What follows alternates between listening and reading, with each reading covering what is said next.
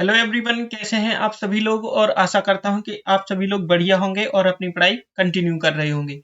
आज हम पढ़ने वाले हैं ऋग वैदिक कालीन और उत्तर वैदिक कालीन की जो वैदिक संहिताएं थी। देखिए, जो हमने कुछ वैदिक ग्रंथों का जो लेक्चर स्टार्ट किया था, उसी लेक्चर को हम अभी आगे बढ़ाते हैं और कुछ जो है वैदिक जो हमारे ग्रंथ रह गए हैं उनको विस्तार से पढ़ते हैं। ठीक है, तो इसके जस्ट पहले के लेक्चर में हमने वेद तक पढ़ लिया था और आज हम एक नए कंसेप्ट की तरफ चलते हैं और पढ़ते हैं कि नया कंसेप्ट क्या है। ठीक है, तो वेदों के अलावा अब हमें पढ़ना है उपवेद। देखिए, जो वेद हैं इनको समझने के लिए कुछ उपवेदों की रचना की गई है। ठीक है, तो इन्हें उपवेद कहा जाता है। उपवेद मतलब वेद के ही ये एक प्रकार से भाग कह सकते हैं हम इनको। ठीक है, तो यदि हम बात करें उपवेद की, तो देखिए अलग अलग ग्रंथों के अलग अलग उपवेद है। तो एक एक ग्रंथ के एक एक उपवेद को हम लोग समझ लेते हैं। यदि हम जैसे बात करें, देखिए, यदि बात करें ऋग्वेद की, ठीक है, तो ऋग्वेद का जो उपवेद है उसका नाम है क्या? उसका नाम है आयुर्वेद। क्या है? आयुर्वेद। और आयुर्वेद की जो रचना की थी वो की थी धन्वंतरी ने।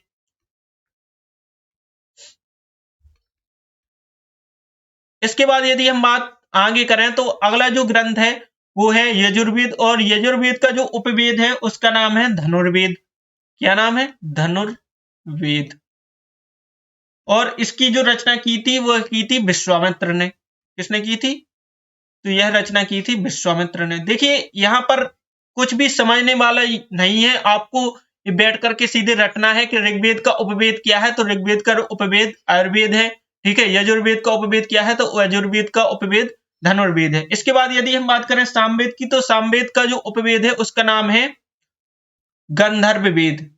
क्या है उसका नाम? उसका नाम है गंधर्व वेद। और इस गंधर्व वेद की जो रचना की थी वह की थी भरत मुनि ने। किसने की थी? भरत मुनि ने। और यदि हम आगे बात करें तो अथर्व वेद का जो उपवेद है उसका नाम है शिल्प वेद। क्या नाम है?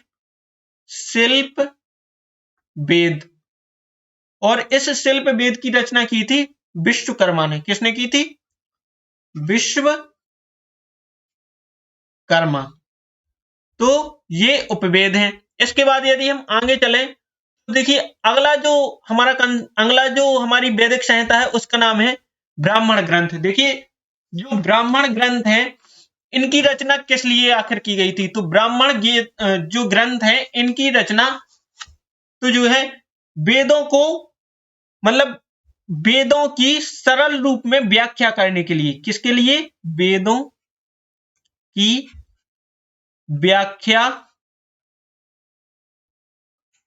को सरल करने के लिए। देखिए, आप सभी लोग जानते हैं कि जो वेद हैं वो संस्कृत भाषा में लिखे गए हैं और पद्य में लिखे गए हैं। ठीक है, तो इनकी जो भाषा है वो बहुत ही ज्यादा क्लिष्ट है, सभी लोग इसको आसानी से समझ नहीं सकते हैं। इस कारण से इन वेदों को समझने के लिए ब्राह्मण ग्रंथों की रचना की गई, जिससे हमें जो है वेद को समझने में सहायता प्राप्त हो। ठीक है, तो ये ब्राह्मण ग्रंथ हैं, तो हम देख लेते हैं कि कौन कौन से ब्राह्मण ग्रंथ हैं जिनका हमें अध्ययन करना है। और यदि हम ब्राह्मण ग्रंथों की बात करें तो ये गद्य भाषा में लिखे गए हैं। किस भाषा में लिखे गए हैं? गद्य भाषा में यह ब्राह्मण ग्रंथ लिखे गए हैं। ठीक है, तो यदि हम बात करें तो हम एक एक करके देख लेते हैं। तो यदि हम सबसे पहले बात करें ऋग्वेद की, तो ऋग्वेद का जो ब्राह्मण ग्रंथ है उसका नाम है ऐतरेय ब्राह्मण। क्या है? ऐतरेय ब्राह्मण। इसके बाद यदि हम बात करें यजुर्वेद की, तो यजुर्वेद का जो ब्राह्मण ग्रंथ है उसका नाम है शतपथ और तैतरीय। इसके दो ब्राह्मण ग्रंथ हैं। ठीक है, शतपथ और तैतरीय। इसके बाद यदि हम बात करें आपके सामवेद के, तो सामवेद का जो ब्राह्मण ग्रंथ है उसका नाम है जैमिनी। ठीक है, क्या है? जैमिनी, और एक इसका नाम है, एक और इसका ब्राह्मण ग्रंथ है जिसका नाम है तांडय। ठीक है, क्या नाम है? तांडय। ठीक है, और यदि हम बात करें तो तांडय को हम दो भागों में पढ़ते हैं। एक का नाम है पंचविश और एक का नाम है क्या? षड्विश। तो एक का नाम है पंचविश और एक का नाम है आपका षड्विश। ठीक है, इसके बाद यदि हम बात करें अथर्ववेद की, तो अथर्ववेद का जो ब्राह्मण है उसका नाम है अथर्ववेद की। तो अथर्ववेद का जो ब्राह्मण ग्रंथ है उसका नाम है गोपथ। क्या नाम है? गोपथ। देखिए, इनमें समझने वाला कुछ नहीं है, ये आपको सीधे उठा करके रटना है कि कौन से ग्रंथ के ब्राह्मण ग्रंथ कौन से हैं। ठीक है, तो यहां पर ये ब्राह्मण ग्रंथ हो गए सभी वेदों के। अब हम ऐत्रेय ब्राह्मण थोड़ी हमारे लिए इंपॉर्टेंट है, तो इसके में के बारे में पढ़ लेते हैं कि इसमें क्या क्या है। तो यदि हम बात करें ऐत्रेय ब्राह्मण की, तो ऐत्रेय ब्राह्मण के जो संकलन करता थे, क्या? संकलन करता, उनका नाम था महीदास। क्या नाम था? महीदास। और इनकी माता का नाम था ऐत्रा। ठीक है, क्या नाम था माता का? तो माता का नाम था ऐत्रा, और इन्हीं के नाम पर इन्होंने इस ब्राह्मण ग्रंथ का नाम ऐत्रेय रखा। ठीक है, इसके बाद यदि बात करें तो इसमें मुख्य रूप से यदि हम बात करें ऐत्रेय ब्राह्मण में आखिर है क्या, तो ऐत्रेय ब्राह्मण में मुख्य रूप से राजा की उत्पत्ति का सिद्धांत है। राजा की उत्पत्ति का सिद्धांत, मतलब कि राजा की उत्पत्ति तो जो है किस प्रकार से हुई है, यह ऐत्रेय ब्राह्मण में बताया गया है। ठीक है, और यज्ञ के बारे में इसी से हमें जानकारी मिलती है, तथा इसी ब्राह्मण में एक ऐसी बात की गई है जो कि महिलाओं की स्थिति को हमारे समाज में निम्न बताता है। मतलब इस ब्राह्मण ग्रंथ में कहा गया है कि पुत्री जो है वो मनुष्य के दुख का कारण है। ठीक है, क्या है? पुत्री मनुष्य के दुख का कारण है। तो यह ऐत्रेय ब्राह्मण में कहा गया है, यह आप लोग याद रखना। इसके बाद यदि हम बात करें अगले ब्राह्मण की, तो अगला जो ब्राह्मण है उसका नाम है क्या? उसका नाम है सतपथ। ठीक है, सतपथ ब्राह्मण की यदि हम बात करें तो सतपथ ब्राह्मण जो है यह सबसे प्राचीन ब्राह्मण ग्रंथ है। ठीक है, क्या है? सबसे प्राचीन ब्राह्मण ग्रंथ है। इसके बाद यदि हम बात करें तो इसके जो संकलन करता थे उनका नाम था याज्ञवल्क्य। ठीक है, उनके संकलनकर्ता कौन थे? याज्ञवल्क्य नामक ऋषि थे। इनके बारे में मैं आपसे डिटेल में चर्चा कर चुका हूं जस्ट पहले के लेक्चर में। तो जिसने पहले का लेक्चर नहीं देखा है वो जाकर के प्लीज पहले के लेक्चर को देखिए। ठीक है, इसके बाद यदि हम बात करें तो यह सबसे बड़ा ग्रंथ है, मतलब सबसे बड़ा ब्राह्मण ग्रंथ है। ठीक है, और इसमें 12 रत्न की चर्चा की गई है। 12 रत्न। अब रत्न कौन है? तो रत्न ऋग्वैदिक कालीन जो अधिकारी होते थे उनको रत्न कहा जाता था। इनको मैंने डिटेल में समझाया है पिछले लेक्चर में, तो यदि आपने पिछला लेक्चर नहीं देखा है तो प्लीज उसे जाकर के देखिए। ठीक है, इसके बाद यदि हम बात करें तो इसी में हमें विदेत माधव की कथा मिलती है। ये सब कुछ हम लोग चर्चा कर चुके हैं। ठीक है, तो इसी में मिलती है हमें विदेत माधव की कथा जो है इसी में मिलती है। इसके बाद पुनर्जन्म का कंसेप्ट हमें इसी में मिलता है कि मनुष्य का तो जो है उसके कर्मों के अनुसार पुनर्जन्म होता है। ठीक है, इसी में हमें जल प्लावन का सिद्धांत मिलता है कि प्राचीन काल में जो है सब जगह पानी ही पानी हो गया था और पूरी सभ्यता नष्ट हो चुकी थी, तो यह जल प्लावन का सिद्धांत मिलता है। ठीक है, और इसी में हमें राजसूय यज्ञ की जानकारी मिलती है। क्या मिलती है? राजसूय यज्ञ की जानकारी हमें इसी से मिलती है। ठीक है, और इसी जो ग्रंथ है इसमें कहा गया है नारी को, इसी में अर्धांगिनी कहा गया है। क्या कहा गया है? अर्धांगिनी कहा गया है। देखिए, जो हमारे प्राचीन ग्रंथ हैं उनमें ऐसा नहीं है कि सभी में तो जो है नारी की निंदा की गई है। कुछ ग्रंथ हैं जिनमें नारी को बहुत ही सम्मान की दृष्टि से देखा गया है, जिनमें से एक है शतपथ ब्राह्मण। शतपथ ब्राह्मण में नारी को अर्धांगिनी कहा गया है, अर्थात मनुष्य का आधा अंग बताया गया है और उसके बिना मनुष्य का अस्तित्व मतलब संभव नहीं हो सकता है, यह भी शतपथ ब्राह्मण में कहा गया है। ठीक है, तो ये कंसेप्ट आप लोग याद रखना। इसके बाद यदि हम बात करें आरण्यक की, तो अगले जो ग्रंथ है वो है आरण्यक। ठीक है, आरण्यक क्या होते हैं, सबसे पहले तो प्रश्न हमारे मन में यही आता है। तो यदि हम बात करें आरण्यक की, तो आरण्यक ऐसे ग्रंथ होते हैं जिनकी रचना जंगल में की जाती है, मतलब जंगल में बैठकर इनकी रचना की गई है और यह रचना रहस्यवादी है, मतलब इनमें जो लिखा हुआ है वह रहस्य से परिपूर्ण है, मतलब पता नहीं चलता है कि क्या होने वाला है, क्या ये कैसे हुआ होगा, तो यह एक रहस्यवादी रचना है। ठीक है, यदि हम बात करें आरण्यक की, देखिए अलग अलग जो वेद हैं उनके अलग अलग आरण्यक हैं। जैसे यहां पर आप देख सकते हैं ऋग्वेद की, तो यदि ऋग्वेद के आरण्यक की यदि हम बात करें, तो ऋग्वेद के जो आरण्यक हैं उनका नाम है ऐत्रेय, ऐत्रेय आरण्यक और कांस्तिकी आरण्यक। क्या नाम है, ऐत्रेय आरण्यक और कांस्तिकी आरण्यक। इसके बाद यदि हम बात करें यजुर्वेद की, तो यजुर्वेद के भी आरण्यक अलग अलग हैं, जैसे जिनका नाम है जैसे बृहदारण्यक, बृहद आरण्यक, तैतरीय आरण्यक, बृहद आरण्यक, तैतरीय आरण्यक और मैत्रायण आरण्यक। क्या नाम है, मैत्रायण आरण्यक। तो यह यजुर्वेद के तो जो है आरण्यक है। इसके बाद यदि हम बात करें अगले वेदों की, तो अगले वेद में है सामवेद और अथर्ववेद। ठीक है, तो सामवेद का जो आरण्यक है उसका नाम है जैमिनीय, क्या नाम है, जैमिनीय आरण्यक। तो उसका नाम है जैमिनीय आरण्यक। और एक आरण्यक इसी को, या हम इसी को कह सकते हैं तबलाकार आरण्यक।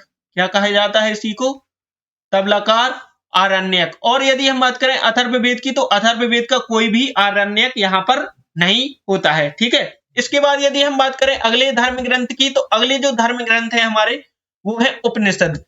ठीक है, उपनिषद की यदि हम बात करें, तो सबसे पहले हमारे मन में प्रश्न आता है कि उपनिषद आखिर किसे कहते हैं। तो देखिए इसका यदि हम संधि विच्छेद करें उपनिषद का, तो उप का मतलब होता है समीप और निषद का मतलब होता है रचना करना। ठीक है, तो यदि हम बात करें तो उपनिषद की, तो गुरु के समीप बैठकर, किसके, गुरु के समीप बैठकर जो रचना की जाती है उसे ही हम लोग उपनिषद कहते हैं। जो रचना की जाती है उसे ही हम लोग क्या कहते हैं, उसे ही हम लोग उपनिषद कहते हैं। अब देखिए जो अलग अलग ग्रंथ हैं उनके अलग अलग मतलब हमें कुछ अलग अलग उपनिषद देखने के लिए मिलते हैं। ठीक है, तो यदि हम बात करें उपनिषद के बारे में थोड़ी और बात कर लेते हैं। तो यदि हम बात करें उपनिषद की, तो देखिए यह एक दार्शनिक व्याख्या है। क्या है, दार्शनिक व्याख्या है। इसमें दर्शन से संबंधी जानकारी हमें प्राप्त होती है और इन्हें वेदांत भी कहा जाता है। क्या कहा जाता है, इन्हें वेदांत भी कहा जाता है, क्योंकि यह वेदों के अंत में लिखे गए हैं। ठीक है, तो कुछ हम महत्वपूर्ण उपनिषदों की बात कर लेते हैं। जैसे यहां पर देख सकते हैं आपकी पहला जो उपनिषद है उसका नाम है क्या, छांदोग्य। पहला जो उपनिषद है उसका नाम है छांदोग्य उपनिषद। और यह जो उपनिषद है यह सबसे प्राचीन है। सबसे, यदि जैसे आपसे कोई पूछे कि सबसे प्राचीन उपनिषद कौन सा है, तो सबसे प्राचीन जो उपनिषद है उसका नाम है छांदोग्य उपनिषद। और इसी उपनिषद से हमें 3 आश्रम की जानकारी प्राप्त होती है। क्या होती है, 3 आश्रमों की जानकारी प्राप्त होती है। अब यदि आप आश्रम व्यवस्था को समझना चाहते हैं, तो इसके जस्ट मतलब पहले के लेक्चर पूरे देखिए, आपको पूरी डिटेल में जानकारी मिलेगी और मैंने आपको चारों ही आश्रम के बारे में बहुत ही विस्तार से पढ़ाया हुआ है। ठीक है, इसके बाद यदि हम बात करें तो जो अगला हमारा उपनिषद है उसको हम कहते हैं मुंडकोपनिषद। ये यहां पर थोड़ी मिसप्रिंट हो गया है, तो इसको हम कहते हैं मुंडकोप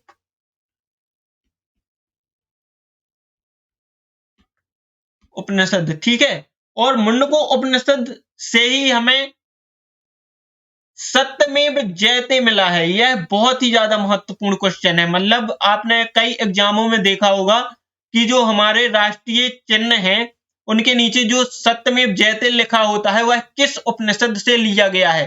तो यह क्वेश्चन बार बार पूछा जाता है और यह क्वेश्चन बहुत ही परीक्षाओं में पूछा गया है। तो सत्यमेव जयते जो है वो मुंडकोपनिषद से लिया गया है। ठीक है, और यदि हम बात करें तो इसी उपनिषद में यज्ञ की तुलना टूटी हुई नाव से की गई है। किससे की गई है? यज्ञ की तुलना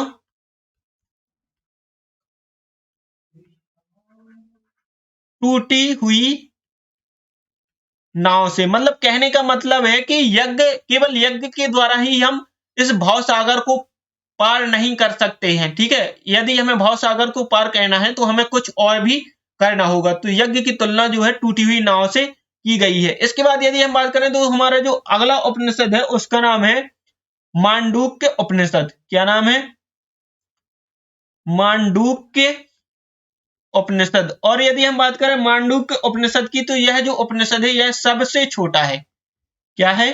सबसे छोटा है। तो ये आप लोग फैक्ट इन कंसेप्ट में याद रखेंगे और इन उपनिषदों के बारे में भी याद रखेंगे। और यह जो क्वेश्चन है यह सबसे ज्यादा महत्वपूर्ण है कि सत्यमेव जयते किस उपनिषद से लिया गया है। इसके बाद यदि हम बात करें अगले ग्रंथों की तो अगले जो ग्रंथ है वो हैं, देखिए, वैदिकोत्तर साहित्य।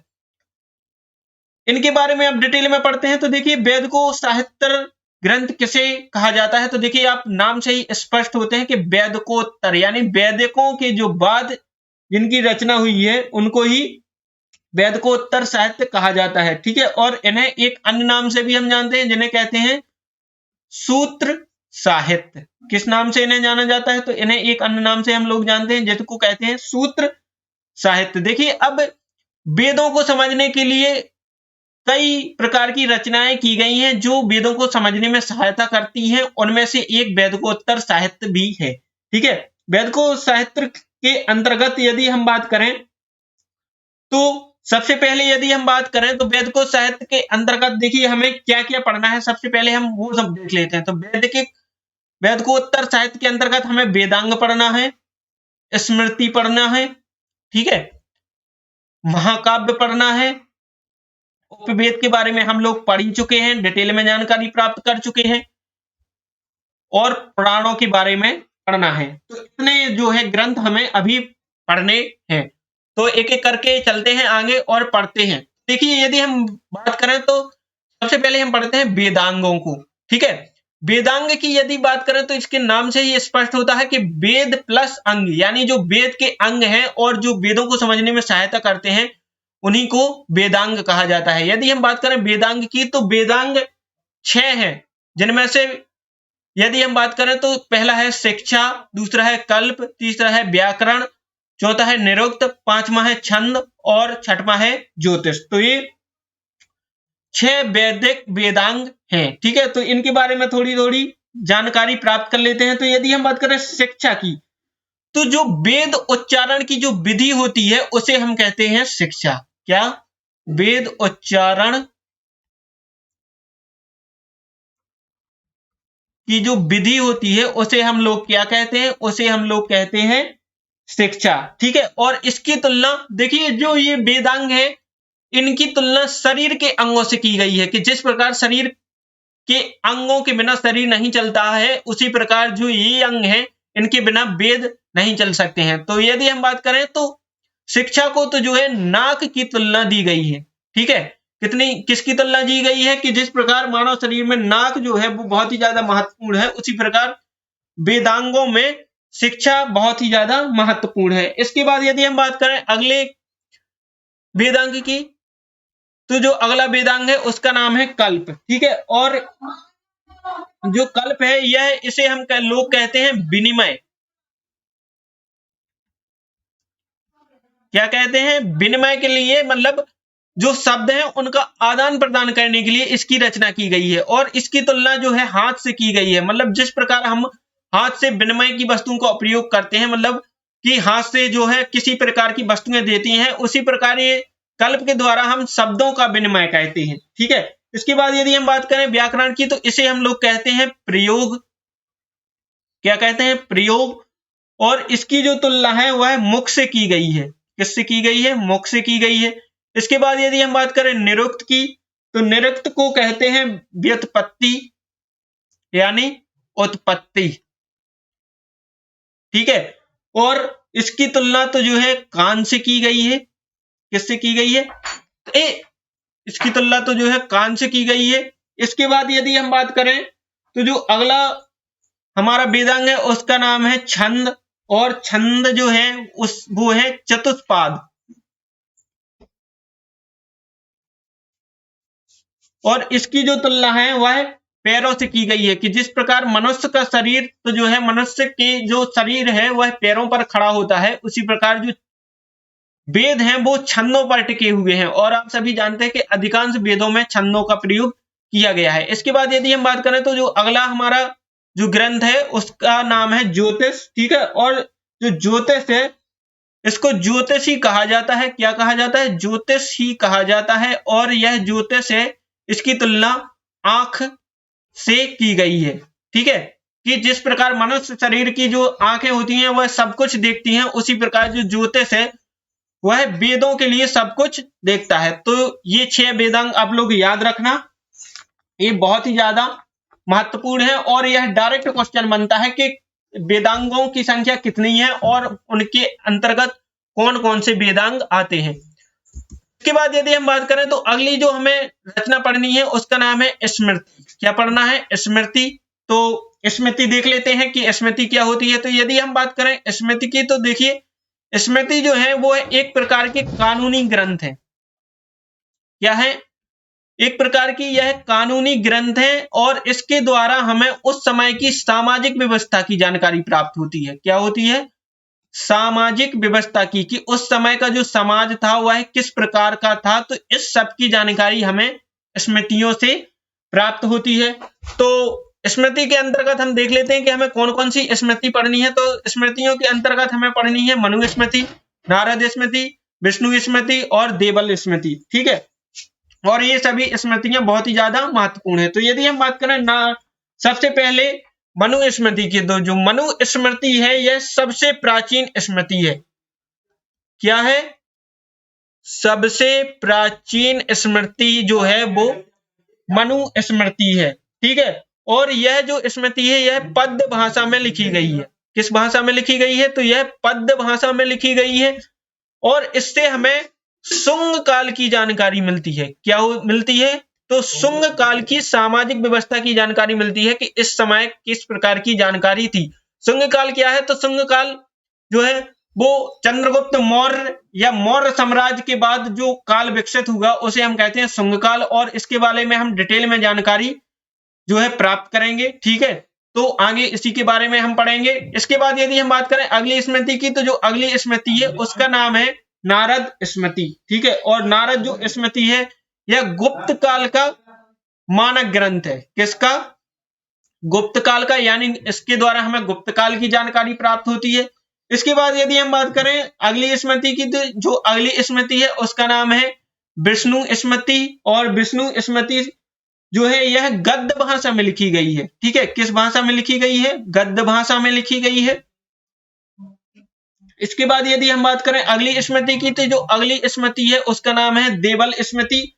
और इसके द्वारा हमें पूर्व मध्यकाल की जानकारी प्राप्त होती है। किसकी जानकारी प्राप्त होती है? तो पूर्व मध्यकाल की, यानी मध्यकाल से पूर्व की जानकारी, मध्यकाल के पहले का समय जो था उसकी हमें जानकारी इस स्मृति से प्राप्त होती है। तो ये थी हमारी स्मृतियां। अब हमें पढ़ना है, देखिए अब हमारे कुछ ग्रंथ और रह गए हैं तो उनके बारे में हमें डिटेल में पढ़ना है। तो देखिए अब हमें पढ़ना है महाकाव्य के बारे में।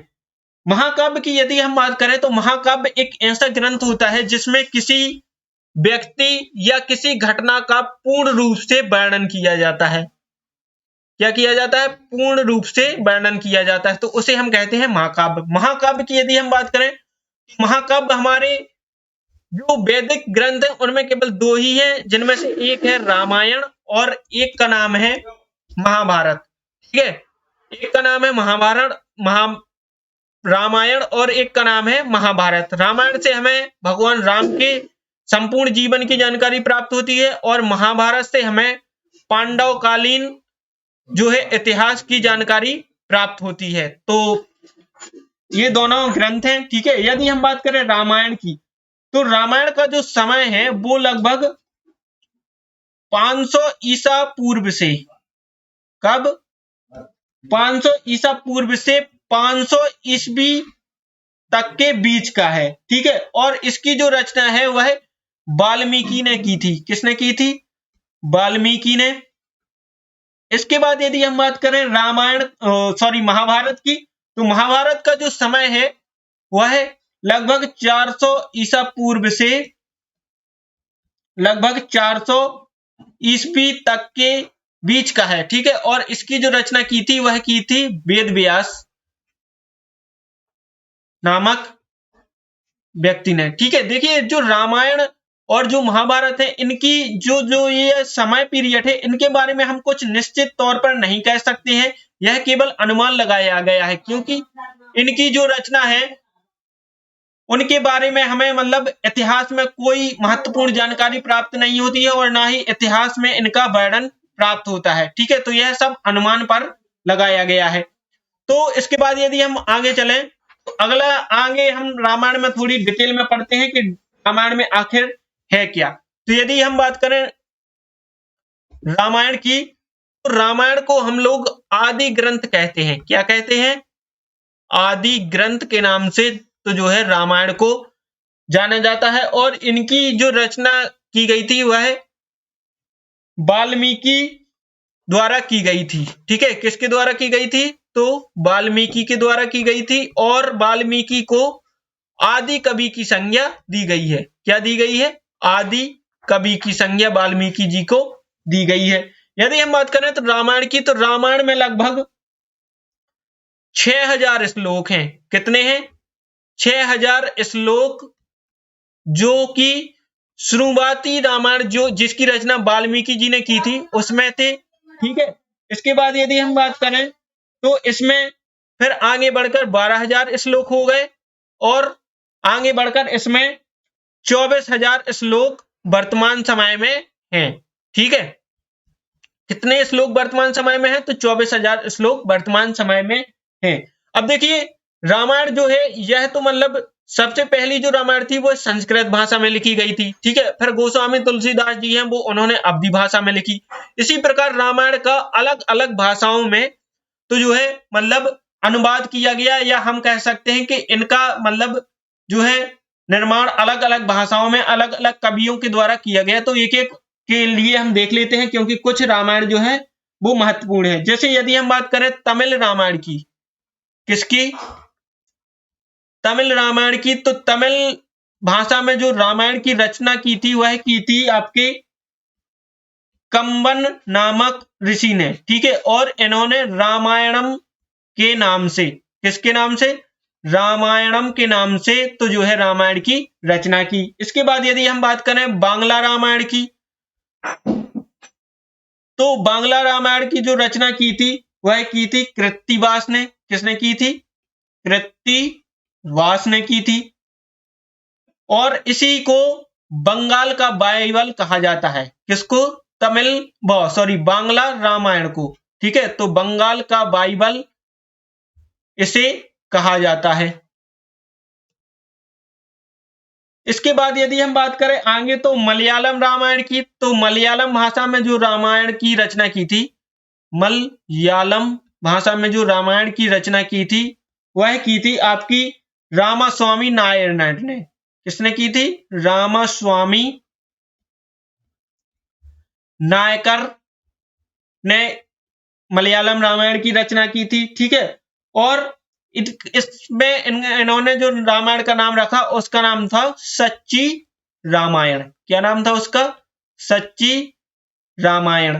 ठीक है, तो यह मलयालम भाषा में जो है रामायण की रचना है। इसके बाद यदि हम बात करें आगे, तो अगला जो महाकाव्य है उसका नाम है महाभारत। ठीक है, और महाभारत के बारे में थोड़ी डिटेल में हम लोग जानकारी प्राप्त कर लेते हैं। तो महाभारत की यदि हम बात करें तो महाभारत को की जो रचना है वह वेद व्यास के द्वारा की गई थी। किसके द्वारा की गई थी? वेद व्यास के द्वारा की गई थी। और इसको लिखा था, वह लिखा था, मतलब कहते हैं ऐसा कि इसकी जो लिखा था वह गणेश जी ने इसको लिखा था। मतलब जो वेद व्यास जी थे, इन्होंने अपने मतलब त्रिकाल विद्यासी या त्रिकालदर्शी होने के कारण इन्होंने सब कुछ देखा। ठीक है, और वह गणेश जी को बताते गए और वह लिखते गए। ठीक है, यदि हम बात करें तो महाभारत की, तो महाभारत को प्राचीन समय में जय संहिता के नाम से जाना जाता था। ठीक है, किस नाम से जाना जाता था? जय संहिता के नाम से जाना जाता था। ठीक है, यदि हम बात करें महाभारत की, तो महाभारत में यदि हम बात करें तो प्रारंभ में 8800 श्लोक थे। कितने श्लोक थे? 8800। ठीक है, और यदि हम बात करें तो जब इसमें 8800 श्लोक थे तो इसको जय संहिता के नाम से जाना जाता था। ठीक है, फिर इसमें 24,000 श्लोक हुए। कितने श्लोक हुए? 24,000। तो इसको भारत के नाम से जाने लगा। ठीक है, और जब इसमें 1,00,000 श्लोक हुए, कितने? 1,00,000 श्लोक हुए, तो इसको महाभारत के नाम से जाना जाने लगा। ठीक है, किस नाम से जाने लगा? महाभारत के नाम से जाने लगा। यदि हम बात करें महाभारत की, तो महाभारत के अंतर्गत आपको 18 पर्व या 18 अध्याय देखने के लिए मिलेंगे। क्यों? क्योंकि कहते हैं कि महाभारत का जो युद्ध है वो लगभग 18 दिन चला हुआ था, तो इन्होंने एक एक दिन को एक एक पर्व में बांट दिया है। ठीक है, तो इसमें 18 अध्याय या 18 पर्व मिलेंगे। ठीक है, और यदि हम बात करें तो इसके जो भीष्म पर्व है, ठीक है, कौन सा पर्व? एक पर्व है जिसका नाम है भीष्म पर्व। ठीक है, इसी भीष्म पर्व में तो जो है भगवान श्री कृष्ण ने अर्जुन को गीता का ज्ञान दिया था। क्या किया था? उन्होंने भगवान श्री कृष्ण ने अर्जुन को गीता का ज्ञान दिया था, और इसी गीता के ज्ञान के जरिए उन्होंने अवतारवाद को बताया। क्या बताया? अवतारवाद को, कि जब भी पृथ्वी पर धर्म की हानि होती है तो भगवान अवतार लेते हैं और अधर्मियों का नाश करते हैं। ठीक है, बाकी अवतारवाद की संकल्पना हम आगे और विस्तार से पढ़ेंगे जब मैं आपको वैदिक धर्म पढ़ाऊंगा। ठीक है, इसके बाद यदि हम बात करें तो महाभारत भी अलग अलग भाषाओं में इसकी भी रचना हुई। जैसे यदि हम बात करें तमिल महाभारत की, तमिल जो है महाभारत, तो जो तमिल महाभारत है इसकी जो रचना की थी वह की थी पेरू देवनार ने। किसने की थी? पेरू देवनार। ठीक है, यदि हम बात करें बांग्ला महाभारत की बांग्ला भाषा में महाभारत की रचना किसने की? तो यदि हम बात करें बांग्ला महाभारत की, तो इसकी जो रचना की थी वह की थी काशीराम ने। किसने की थी?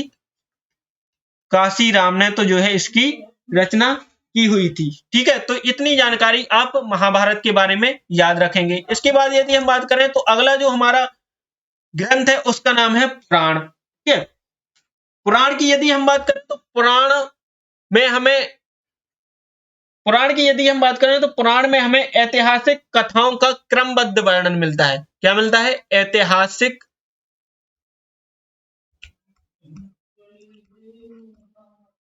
कथाओं का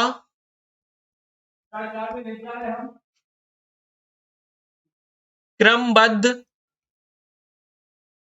वर्णन, मतलब जो इतिहास में जो कथाएं बताई गई हैं, ठीक है, उनकी जानकारी हमें पुराणों में क्रमबद्ध रूप से मिलती है, मतलब एक निश्चित क्रम में मिलती है। ठीक है, यदि हम बात करें तो पुराण के जो संकलन करता थे उनका नाम था लोमहर्ष और उनके पुत्र उग्रश्रवा, ठीक है, क्या नाम था, लोमहर्ष, एवं उनके जो पुत्र थे उनका नाम था उग्रश्रवा, ठीक है। और यदि हम बात करें पुराणों की, तो पुराणों की जो संख्या है वह है 18, ठीक है। कितने पुराण है, 18 पुराण है, ठीक है। जिसमें से सबसे प्राचीन जो पुराण है उसका नाम है मत्स्य पुराण।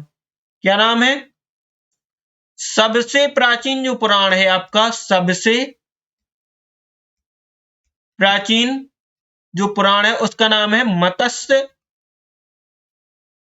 पुराण, ठीक है, मत्स्य पुराण। और इस मत्स्य पुराण से हमें सातवाहन वंश और शुंग वंश की जानकारी प्राप्त होती है। क्या होती है, सातवाहन वंश या शुंग वंश की जो है जानकारी प्राप्त होती है। यदि हम बात करें आगे, तो इसके अलावा यदि हम बात करें अन्य पुराणों की, तो देखिए अन्य पुराणों में एक तो वायु पुराण महत्वपूर्ण है, ठीक है। और वायु पुराण से हमें गुप्त वंश की जानकारी प्राप्त होती है। इसके बाद यदि हम बात करें विष्णु पुराण की, ठीक है, किसकी, विष्णु पुराण की, तो विष्णु पुराण से तो जो है हमें मौर्य वंश की जानकारी प्राप्त होती है। क्या होती है, मौर्य वंश की जानकारी प्राप्त होती है। और यदि हम बात करें तो देखिए ऐतिहासिक दृष्टि से केवल 5 पुराण ही महत्वपूर्ण है। उनमें से पहले का नाम है मत्स्य, फिर है वायु, फिर है विष्णु, फिर एक पुराण का नाम है ब्राह्मण, और एक का नाम है भागवत। देखिए जो भागवत है इसके बारे में मैं क्लियर नहीं हूं कि ये भागवत ही है या कुछ और है, तो आप प्लीज इसे देख लेना। बाकी ये 4 क्लियर हैं, ठीक है। तो इनके द्वारा हमें ऐतिहासिक जानकारी प्राप्त होती है।